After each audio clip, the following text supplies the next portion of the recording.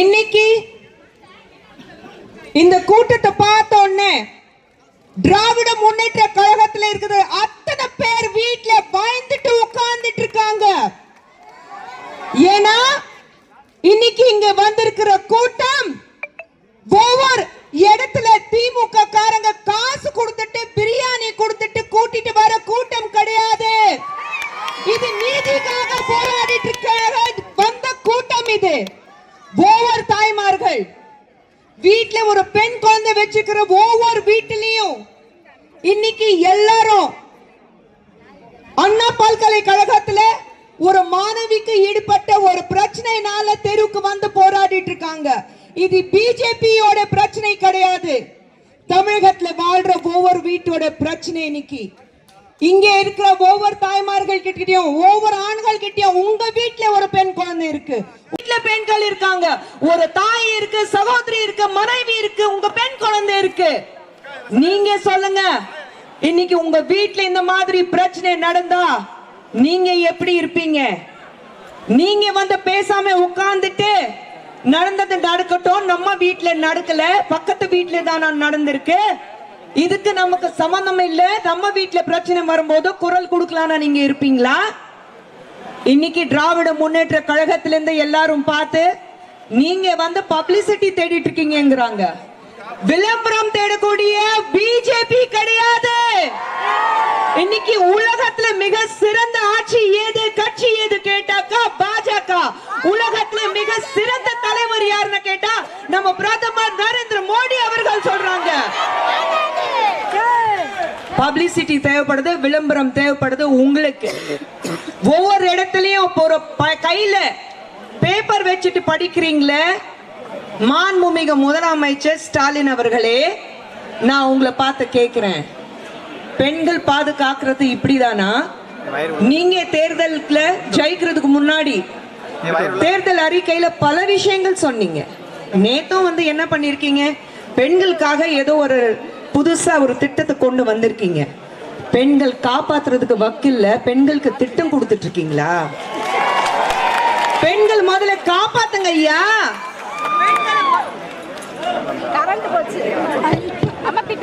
பெண்களை முதல்ல காப்பாத்துங்க. பெண்களை எப்படி பாதுகாக்கணும்னு முதல்ல கத்துக்குங்க. நீங்க இன்னும் எந்த காலத்துல இருக்கீங்க? பெண்களுக்கு சுயமரியாதை சொல்லி கொடுத்தவர் டாக்டர் கலைஞர் அவர்கள். அவர் குடும்பத்திலிருந்து வந்தவங்கள நீங்களா?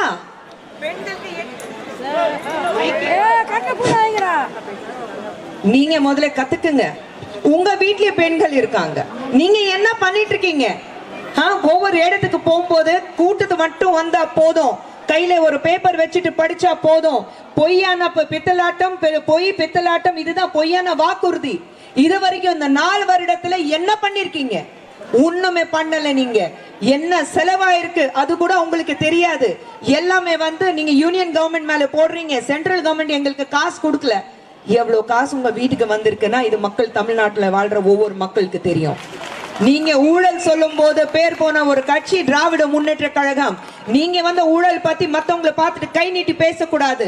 ஒரு பெண்ணுக்கு வந்து ஒரு இந்த மாதிரி வன்கொடுமை நடந்தா, அதுவும் பாலியல் ஒரு தொல்லை நடந்தா, நீங்க கட்சிக்கு அப்பாற்பட்டு இருந்து முதலமைச்சருங்கிற முறையில முன்னாடி வந்து ஏன் மண்ணுல கண்ணகி பிறந்த தமிழ்நாட்டுல ஒரு பிரச்சனை பெண்ணுக்கு வந்திருக்குன்னா முன்னாடி நான் வந்து நிப்பேன், ஒரு அண்ணனாக வந்து நிப்பேன் சொல்லிக்கூடிய ஒரு முதலமைச்சர் பெண்களுக்கு எதிராக இவ்வளவு வன்கொடுமைகள் நடக்கும் போது பார்த்தும் பார்க்காத மாதிரியும் நீங்க சைட்ல போயிட்டே இருக்கீங்க, ஏதோ நடக்காத மாதிரி. ஏன் இந்த பிரச்சனை வரும்போது நீங்க என்ன பண்ணிருக்கீங்க? இம்மீடியட்டா ஒரு போலீஸ்காரங்க என்ன சொல்லிருக்காங்க, எங்களுக்கு சார் சொன்னாரு, அதனால்தான் அந்த ஞானசேகரன் நாங்க விட்டு வேண்டியதா இருந்தது. யார் அந்த சார்? யார் அந்த சார்? இன்னைக்கு இருக்கிற காலத்துல ஒருத்தர் இங்க நின்னுட்டு இருக்கீங்க, மொபைல் போன் ஆன் இருந்தா நான் சென்னையில் உட்கார்ந்துட்டு உங்களை ட்ரேஸ் பண்ண முடியும். காலகட்டத்துல யார் அந்த சார் போன் பண்ணாருன்னு உங்களால கண்டுபிடிக்க முடியல. இன்னைக்கு இந்த கூட்டத்தை பார்த்துட்டு 2000 போலீஸ் அங்க நிக்கிறாங்க. போலீஸ்க்கு இருக்கிற அதிகாரம் இல்ல, அந்த எப்படி யார் அந்த சார் கண்டுபிடிக்கிறதுக்கு உங்களுக்கு வக்கில்ல. இது பார்த்துட்டு பயந்துட்டு 2000 பேர் போலீஸ் வந்து பெண்கள் வந்து பாதுகாக்கிறதுக்கு வந்திருக்கீங்களா? இல்ல ஒவ்வொரு காலையில இருந்து ஒவ்வொரு வீட்டுக்கு போய் பெண்கள் வந்து இங்க வர முடியாம தடுக்கிறதுக்கு நீங்க வந்து காவல் கொடுத்துட்டு இருக்கீங்க, அவங்களை வந்து வீட்டுக்கு போய் அரெஸ்ட் பண்ணிட்டு இருக்கீங்க. நாங்க போராடினா உங்களுக்கு என்னங்க பிரச்சனை? நியாயம் கேட்டு போராடினா என்ன பிரச்சனை? இன்னைக்கு யாருமே ஒரு பெண் கூட நிக்கலன்னா பெண்ணுக்கு பெண்ணாக வந்து நாங்க ஒண்ணு நிப்போம். கட்சிக்கு அப்பாற்பட்டது. ஆனா ஒரு தமிழ்நாட்டுல ஒரு பெண்ணுக்கு பிரச்சனை வந்தா நாங்க வந்து நிப்போம். ஏன்னா இன்னைக்கு ஒரு பெண்ணுக்கு பிரச்சனை நடந்தா, ஒரு குழந்தைக்கு பிரச்சனை நடந்தா, நாளைக்கு உங்க வீட்டுல என் வீட்டுல அந்த பிரச்சனை வரதுக்கு வாய்ப்பு இருக்கு. நம்ம வீட்டு குழந்தை கிடையாதுன்னு சொல்லிட்டு நாங்க கைவிட மாட்டோம். ஒவ்வொரு குழந்தை எங்க குழந்தை. ஒரு தாயங்கிறது முறையில நான் சொல்றேன், ஒவ்வொரு வீட்டுல வாழ்ற குழந்தை ஏன் குழந்தை மாதிரி நான் பார்த்துட்டு இருக்கேன். எங்களுக்கு வேணும் நீதி, நியாயம், பெண்களுக்கான பாதுகாப்பு. இன்னைக்கு குழந்தைங்க வெளியில போனாக்கா, பள்ளிக்கூடத்துக்கு போனாலும் ஐயோ திரும்பி வருவாளா, வாசல்லயே போதை பொருட்கள் விற்கிறாங்க. அது யார் பண்ணது? உங்க ஆட்சியில போதை பொருட்கள் இன்னைக்கு தமிழகத்துல எங்க போனாலும் குழந்தைங்களுக்கு ஈஸியா போதை பொருட்கள் கிடைக்குது. அது யார் ஆட்சியில? உங்க ஆட்சியில. ஒருத்தர் சாதிக் பாட்ஷாவை கைது பண்ணாங்க. அவர் யாரு? உங்க கூட நின்னுட்டு போட்டோ எடுத்துட்டு உங்க கட்சியில ஒரு முக்கியமான பொறுப்புல இருந்த சாதிக் பாட்ஷா. நீங்க என்ன பண்ணீங்க? அரெஸ்ட் பண்ணி உள்ள வச்சிருக்கீங்க. ஆனா அதுக்கப்புறம் ஏதாவது நடவடிக்கை இருக்கா? அது யார் கூட சம்பந்தப்பட்டது? அது சாதிக் பாட்ஷா தனியா பண்ண முடியுமா? உங்க கட்சியில இருக்கிறவங்க எத்தனை பேர் அதுல வந்து உடனடியாக கூட நின்னுட்டு வேலை செஞ்சிருக்காங்க உங்களுக்கு தெரியும். ஆனா என்ன ஆக்ஷன் எடுத்தீங்க? ஒரு ஆக்ஷன் எடுக்க முடியல. இன்னைக்கு அந்த பல்கலைக்கழகத்தில் நடந்த வன்கொடுமை மட்டுமல்ல, இன்னைக்கு வந்து தமிழகத்துல ஒவ்வொரு இடத்துலயும் பெண்களுக்கு பாதுகாப்பு இல்லாம இருக்கு. நாங்க வந்து ஒவ்வொரு பெண்ணுக்கு, ஒவ்வொரு வீட்டுக்கு ஒரு பாதுகாப்பு கொடுக்கிற வரைக்கும் நீங்க கீழே இறங்கி மக்கள் மத்தியில அந்த குழந்தை கிட்ட, இந்த தமிழ் மண்ணுல வாழ்ற ஒவ்வொரு தாய் கிட்ட மன்னிப்பு கேட்கிற வரைக்கும் நான் பண்ணது தப்பு, ஆனா இதுக்கப்புறம் தமிழகத்துல எப்படி ஒரு வன்கொடுமை பலாத்காரம் நடக்காத சொல்ற வரைக்கும் நாங்க வந்து நிச்சயமாக உட்கார மாட்டோம், சும்மா உட்கார மாட்டோம். எங்களுக்கு வேணும் நீதி, எங்களுக்கு வேணும் நியாயம். அது கிடைக்கிற வரைக்கும் நாங்க போராட்டிட்டு தான் இருப்போம். இது இந்த மண் மேல சத்தியம், தமிழ் மண் மேல சத்தியம், கண்ணகி மேல சத்தியம். தமிழ்நாட்டுல வாழ்ற ஒவ்வொரு பெண் கண்ணகிக்கு சமம்.